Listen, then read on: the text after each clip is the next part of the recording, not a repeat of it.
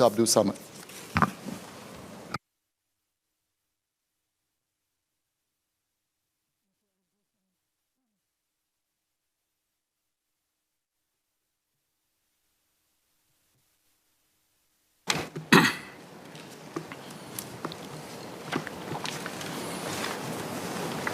Mr. Speaker, sir, let me start my speech by wishing all our teachers Happy Teachers' Day. In fact, celebration in appreciation of the efforts put by our teachers should not just be tied to a single day, but we should explore a month-long celebration and, more importantly, a lifelong recognition. On this note, I would like to record my appreciation to my primary school teachers from Machin Primary from the cohort of 1979 to 1984, and also from Yusof Ishak Secondary School, cohort of 1985 to 1988. This group of teachers taught me not just academic subjects, but also moral education and values that I hold on until today. Of the many teachers, one that remains a strong memory is my secondary school form teacher, Mr. Cherry Chaku, who taught me English and literature. In fact, he was the one that gave me the opportunity at such a young age of 15 years old to address the school during assembly. An opportunity and experience that I will never forget till today. Thank you, Mr. Cherry Chaku. Not forgetting all my other teachers from both primary and secondary school. Teacher, without your dedication and commitment to educate me with the right values, I would not be able to be where I am today, both as a principal technical officer and a union leader in the power industry. So I decided to raise this motion arising from an incident that recently went viral of a student in St. Andrews Secondary School. I strongly believe and affirm that no student is allowed to disrespect their teacher and what more to threaten in such nature. I have a feeling that such an incident of that nature is not an isolated one or few, but there's so much more. In fact, I do hear similar stories of teachers experiencing similar disrespectful moments. At times, it is much worse when parents do the same towards their children's teachers just to defend their wrongdoings and hide beneath their guilt-trapping behaviors. Hence, I call on the ministry to give guidelines or even empowerment to school principals or even the victimized teachers to report any rude or harsh incidents teachers face to the relevant authorities as a means of self-protection from any abusive behaviors from both parents and students.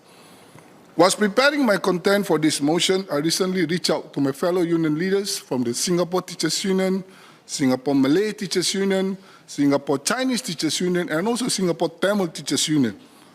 In addition, there are many more that represent educators from early childhood to Institute of Higher Learning. I also do manage to speak to a few friends and cousins who are currently teaching too. It is to my surprise that annually these unions receive more than 1,000 cases of grievances alone, aside from feedbacks. The grievances and feedbacks range from managing students' behavior, abusive attacks from students' parents, work appraisal, mental health, and on a lighter note, career progression. The unions acknowledged that Ministry of Education had been supportive towards them in resolving conflicts and take feedbacks positively on salary scale and career progression.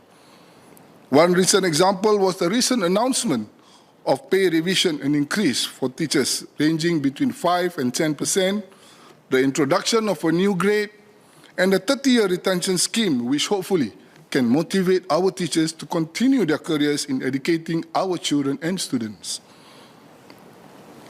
This announcement signifies MOE continuous commitment to constantly monitor and review the teachers' salaries, welfare, and work prospect. Notwithstanding the above, the unions believe that MOE could do more in terms of policies to address teachers' concerns, and hence, setting policies that will set a baseline, that would at least set a baseline for school practices. Further, MOE ought to expect school leadership to support teachers more and better. I believe it is the school leadership which is the fulcrum. Collectively, school leadership plays a pivotal role in school culture, work-life harmony, workload, expectation of teachers, as well as shielding teachers from abusive parents and students. Hence, I would like to put forward 3 areas for MOE's consideration to provide more support for our teachers. First, it is about managing students' discipline. More support must be given to teachers by school leaders, MOE, and we ourselves as parents. Students must be made aware and reminded continuously that any misbehavior, rudeness, aggressiveness, or worse, threats will never be condoned and they must face equal-like consequences. The school leadership must support the teachers in disciplining students and stand firm when communicating with parents on disciplinary matters. While approaches to disciplinary matters may differ, teachers must feel that these approaches are effective with the strong backing of the school leadership. We must ensure that the dignity of teachers is maintained and that the restorative practices are also implemented to resolve conflict, repair harm, and heal relationships. This is also to maintain and uphold the students' dignity and well-being. Next is on work-life balance. Our teachers have their personal lives and family to attend to. We as parents need to understand that teachers need their work-life balance as much as us. Even with this, the teachers will always go beyond the call of duty. However, parents must always respect teachers' private space and time. Parents can play a role in becoming constructive and complementary partners of teachers to support the students' growth and development. The final one is about reducing teachers' workload and calibrated expectation. As teaching becomes increasingly complex and there are competing demands on teachers' time, more could be done for this final area. Teachers need more time outside of classroom teaching to attend to marking, preparing for lessons, and working on student guidance. To then load them with committee work, non-teaching related duties and meetings, as well as constant, non-stop WhatsApp messages from multiple chat groups is unwise and untenable. The expectations must be calibrated vis-a-vis ranking and appraisal, as well as reducing non-teaching related workload ought to be reviewed. As teachers go beyond the call of duty, it is even more vital that there is curtailing of teachers' official duties and calibration of expectation. So I will now speak in Malay. Kejadian yang berlaku antara murid dan guru sekolah baru-baru ini adalah sesuatu yang amat memalukan dan membimbangkan. Sepanjang pengalaman saya sebagai seorang pelajar di sekolah kejiranan, pergaduhan dan yang serupa dengannya adalah lumrah di kalangan pelajar, sama ada di sekolah sendiri ataupun di sekolah yang lain. Tetapi tidak pernah terlintas di fikiran bahawa kita dalam suatu zaman yang mana anak murid tidak menghormati guru mereka. Ini tidak boleh diterima langsung dan sebagai ibu bapa, kita harus berasa malu sekiranya ada anak kita yang berkelakuan demikian. Ibu bapa wajib tegas dalam mendidik anak-anak kita menghormati para guru, bukan sebaliknya. Dengan ini saya ingin berkongsi serangkap pantun. Pakai baju warna biru, pergi ke sekolah pukul 1. Murid sentiasa hormat guru kerana guru pembekal ilmu. Dalam persiapan saya membuat ucapan, saya juga telah mendekati dan cuba mendapatkan maklum balas dari rakan kesatuan sekerja dan juga kenalan saya yang bergelar guru. Sedih dan pilu sekali mendengar keluhan dan intihan mereka dari sudut cabaran menangani disiplin murid sekolah, campur tangan ibu bapa, gangguan waktu peribadi mereka di luar waktu sekolah dan banyak lagi. Ada juga yang dah lama tidak melihat peningkatan dalam tangga kerjaya mereka setelah beberapa tahun. Namun ini telah berubah. Tidak lama dahulu apabila MOE membuat perubahan dasar tentang kerjaya guru. Maka di sini saya merayu kepada semua ibu bapa yang mana anak masih lagi bersekolah untuk menghormati waktu peribadi guru dan tidak sesuka hati menghantar mesej, email sebagainya dan lebih buruk lagi, mengharap respon yang secepat mungkin. Saya yakin cabaran awal tadi mendapat perhatian dan sokongan dari MOE dan pada masa yang sama MOE harus lebih prihatin terhadap sumbangan para guru dan tidak meletakkan tanggungjawab yang berlebihan terhadap para guru. Saya merayu pada MOE dan juga pengetua sekolah untuk memikirkan perkara ini dan mencari jalan penyelesaian yang terbaik. Saya ingin syorkan para guru semua yang merupakan ahli kesatuan sekerja untuk mendekati kesatuan anda. Begitu juga pada para wakil kesatuan sekerja, anda harus sentiasa mendekati ahli kesatuan anda yang guru-guru demi untuk mendengar dan mendapatkan maklum balas tentang cabaran dan harapan mereka sebagai seorang guru. Apa yang lebih utama dan dari maklum balas ini ialah pihak kementerian serta pengetua sekolah menerimanya dengan minda yang terbuka dan elakkan daripada menghukum guru berikut dengan menurunkan penilaian tahunan mereka. Khas buat semua guru-guru yang dimuliakan, ingin saya sekali lagi melakarkan selangkap pantun sebagai menghormati anda, jasa anda. Manis rasanya buah delima, masak sebiji di celah daun. Budi guru saya terima, jadi kenangan bertahun-tahun. I'm appealing to the Minister of Education to consider a special bonus to recognize our teachers for their effort in managing extraordinary workload and stresses during the pandemic while continuing to educate our students. This gesture is also similar given by Ministry of Health for all the healthcare personnel in managing the pandemic. To the parents out there, continue educating our children to always respect their teachers, and most importantly, please parents, respect teachers' privacy and time. Avoid sending unnecessary messages beyond school hours. If we believe that we as career-minded parents need work-life balance, the teachers need that too. In conclusion, I would like to share a quote from an American advocate in the 1800s by the name of Dorothea Dix. I quote, "The duties of a teacher are neither few nor small, but they elevate the mind and they give energy to the character." On that note, every teacher matters. Mr. Patrick Tay, you have 8 minutes. Speaking on behalf of all our teachers' unions and education cluster of unions, I join Honourable Member Samad in welcoming the recent move by MOE to adjust salaries by between 5 to 10% for their teachers and educators. Our teachers and educators join the profession and make it a career out of a passion to nurture and build up our young and the next generation. Notwithstanding, this round of salary review adjustments by MOE will help in some way to ensure their remuneration remains competitive. One important and welcome enhancement announced is the new GEO 5A substantive grade. This is a positive development as many teachers and educators prefer and are more passionate to do teaching as their main job and competency instead of the administrative or leadership path. However, I opine that remuneration alone is not something which will automatically attract or retain them. There are other areas such as career progression, learning and development opportunities, as well as the work environment, be it good supervisors, supportive colleagues, and understanding parents of students all play a part to attract and retain our educators. In this respect, I think more can also be done to ensure the mental well-being of our educators, including SPED educators and preschool educators. In this respect, I have 3 suggestions.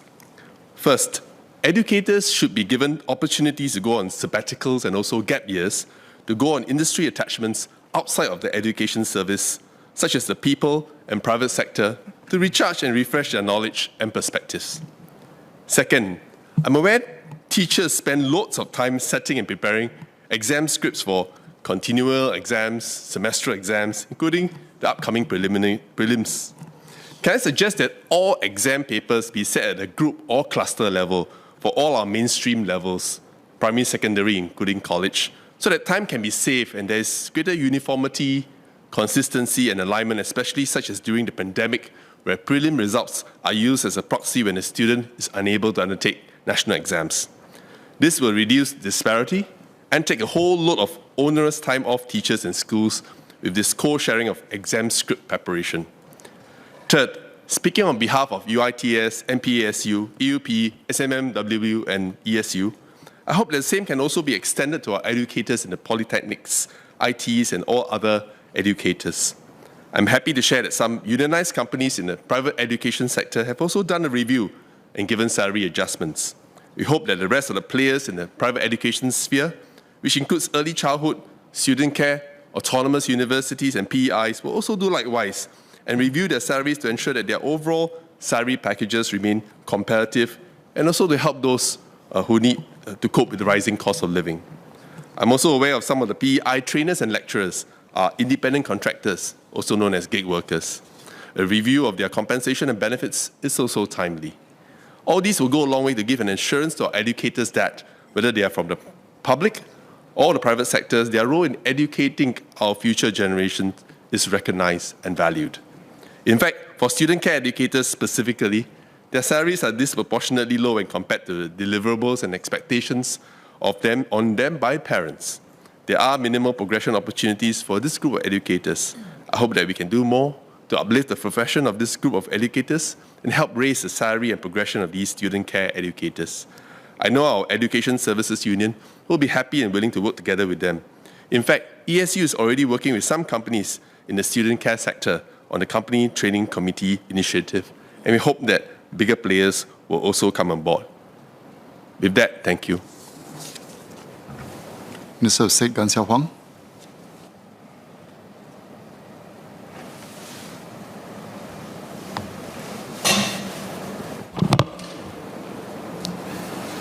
Mr. Speaker, I would like to thank honourable members, Mr. Samad and Mr. Patrick Tay, for their heartfelt appreciation for the hard work put in by our educators. In MOE, it is often said of our teachers, through your hands passes the future of our nation. A teacher's responsibility is a great one, as it involves moulding students and shaping lives. MOE appreciates the significance of the work of our educators, and we are committed to ensuring their well-being. We are particularly grateful to our educators who worked tirelessly as frontliners over the past 2 years of COVID-19 pandemic, keeping schools open and safe. This significantly reduced the impact of school closures and disruptions on the learning and well-being of our students. I thank Mr. Samad and Mr. Patrick Tay for acknowledging MOE's efforts to recognize our educators through our recent announcement of pay revision. Our polytechnics and ITE also review the salaries of the staff periodically to ensure that salaries remain competitive against market benchmarks and are conducting a review currently. The outcomes will be shared with the staff when the review is completed. I thank Mr. Samad for his suggestion on the special bonus for educators.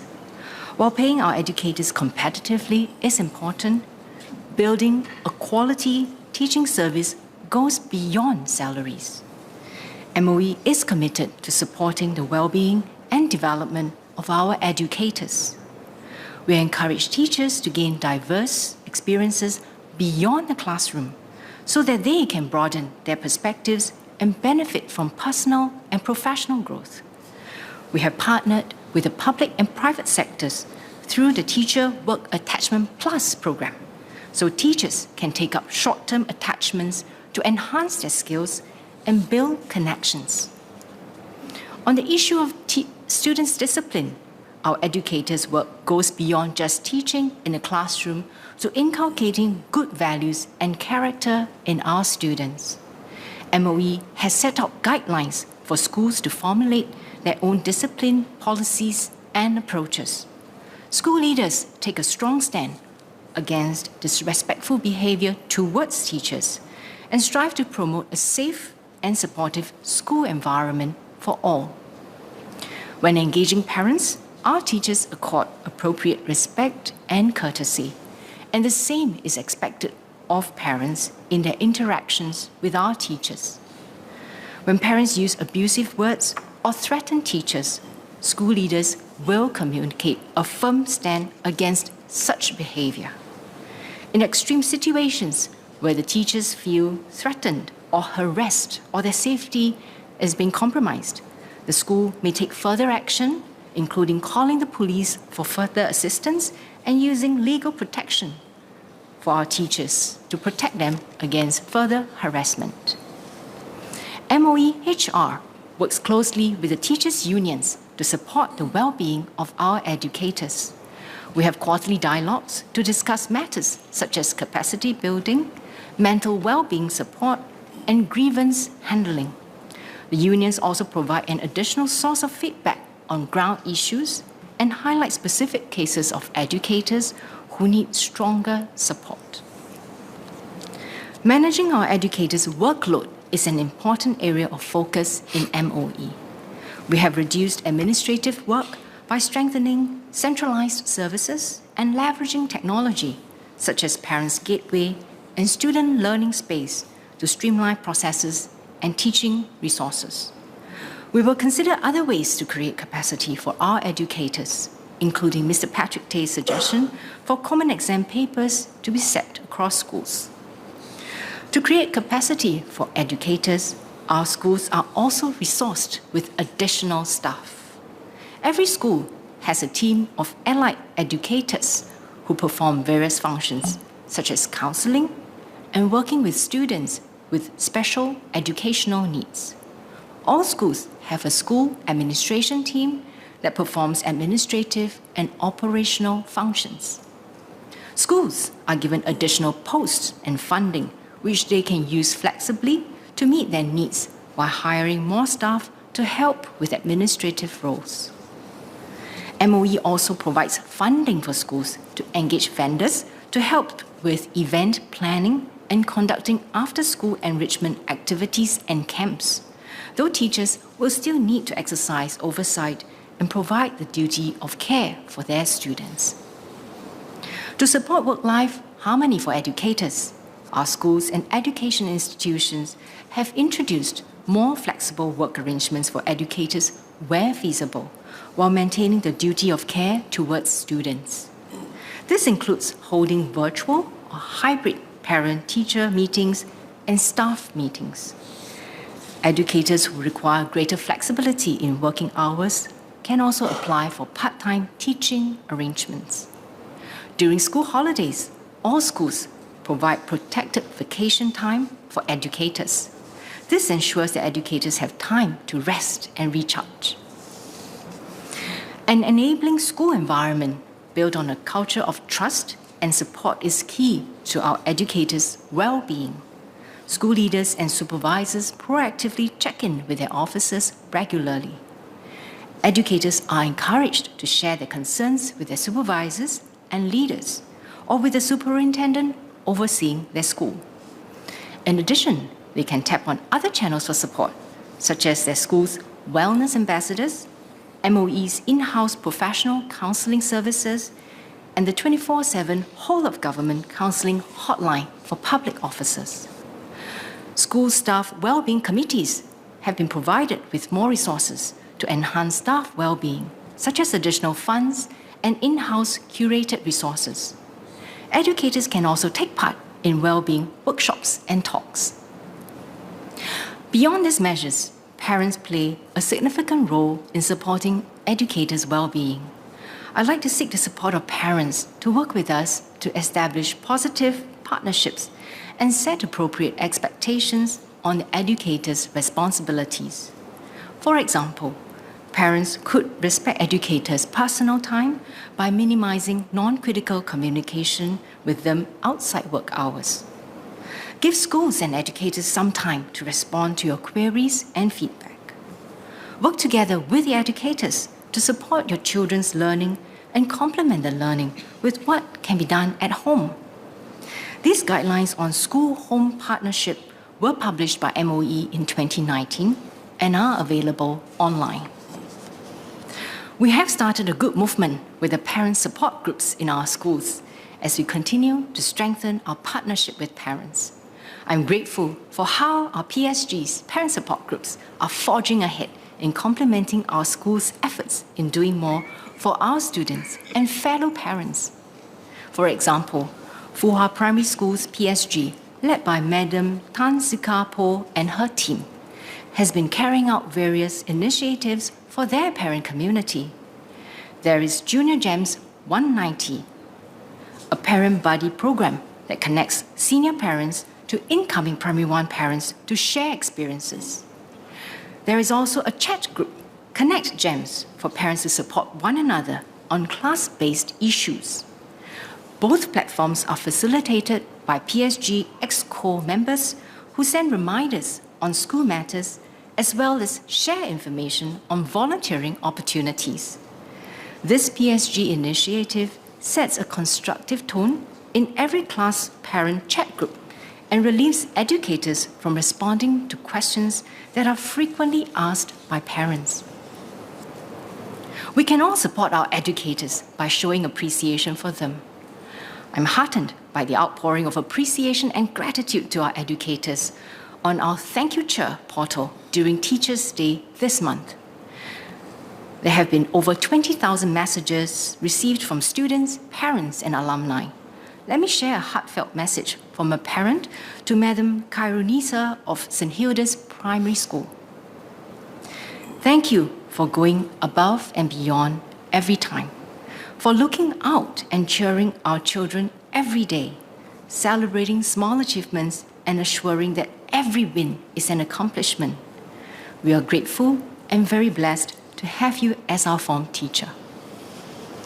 We'd like to thank everyone for encouraging our educators with your words of appreciation.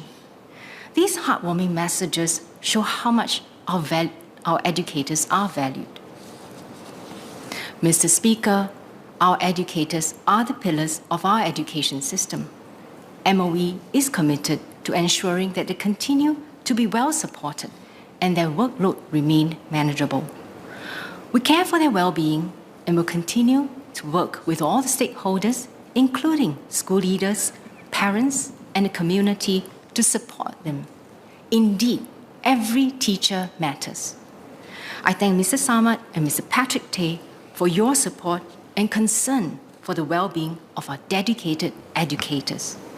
When our educators are well supported, they will be able to bring out the best in our children, the future of our nation. Thank you. The question is that Parliament do now adjourn. As many as of the opinion say aye. To the contrary say no. I think the ayes have it. The ayes have it. Order, order.